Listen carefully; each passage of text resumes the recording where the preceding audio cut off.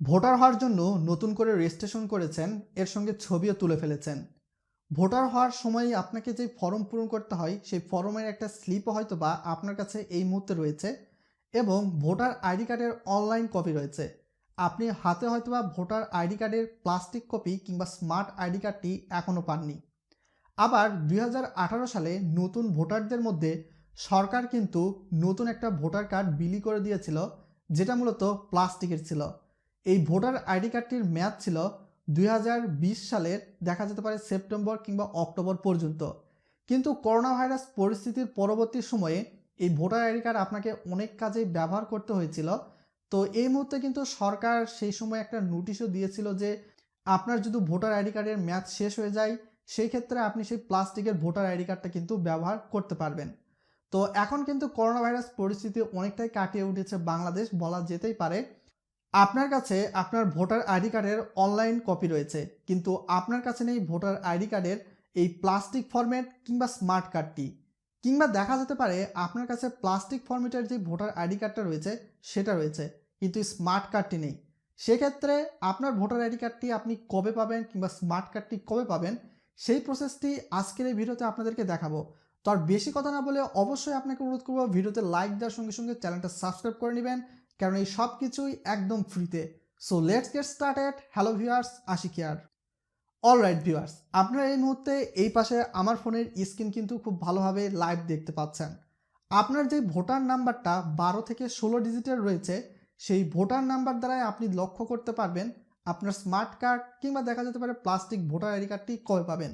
এই জন্য প্রথমে আপনি আপনার স্মার্টফোনে চলে আসবেন। এই স্মার্টফোনে চলে আসার পর মেসেজ অপশানে চলে আসবেন। এখানে নতুন একটা মেসেজ আপনাকে সেন্ড করতে হবে।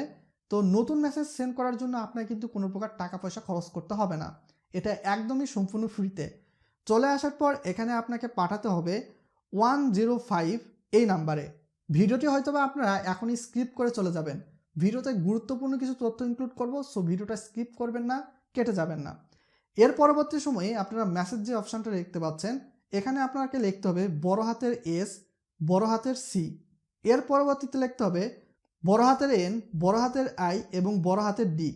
এসসির পর কিন্তু একটা স্পেস দেওয়া হবে এবং এর পরবর্তীতে এনআইডির পর আরেকটা স্পেস দেওয়া হবে এবং এর পরবর্তীতে আপনার যে ভোটার আইডি কার্ডের নাম্বারটা রয়েছে সেই নাম্বারটি এখানে দিতে হবে।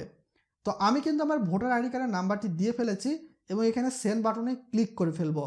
সেন্ড বাটনে ক্লিক করার পরবর্তী সময় কিন্তু আপনারা এখানে লক্ষ্য করতে পারবেন যে আপনার স্মার্ট কার্ড কিংবা ভোটার আইডি কার্ড এই মুহূর্তে কোথায় রয়েছে। তো সেই ক্ষেত্রে আপনি কিন্তু সেই অফিস থেকে আপনার স্মার্ট কার্ড কিংবা ভোটার আইডি কার্ডটি সংগ্রহ করে নিতে পারবেন।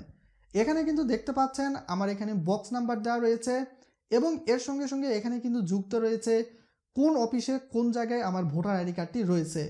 আরও একটা কথা হয়তো আপনারা বলতে পারেন, তো অনেক ক্ষেত্রে অনেকে হয়তো বা মেসেজ সেন্ড করবে কিন্তু সেক্ষেত্রে ইরর আসতে পারে। এই ক্ষেত্রে যদি আপনার মেসেজ সেন্ড করার পরবর্তী উত্তর ইরর আসে সেক্ষেত্রে বুঝবেন যে আপনার আঞ্চলিক নির্বাচন অফিসে আপনার ভোটার আইডি কার্ড কিংবা স্মার্ট কার্ডটি এসে এখনও পৌঁছায়নি। তো সেই ক্ষেত্রে আপনি প্রত্যেক দিন হয়তো বা একটা দুইবার এরকম ট্রাই করবেন এবং একটা সময় দেখবেন যে এই যে এরকম মেসেজটা রয়েছে এইরকম মেসেজটা চলে আসবে। তো সেই ক্ষেত্রে আপনি কিন্তু আপনার ভোটার আইডি কার্ড কিংবা স্মার্ট কার্ডটি আপনার এলাকার যে নির্বাচন অফিসটা রয়েছে সেখান থেকে সংগ্রহ করে নিতে পারবেন।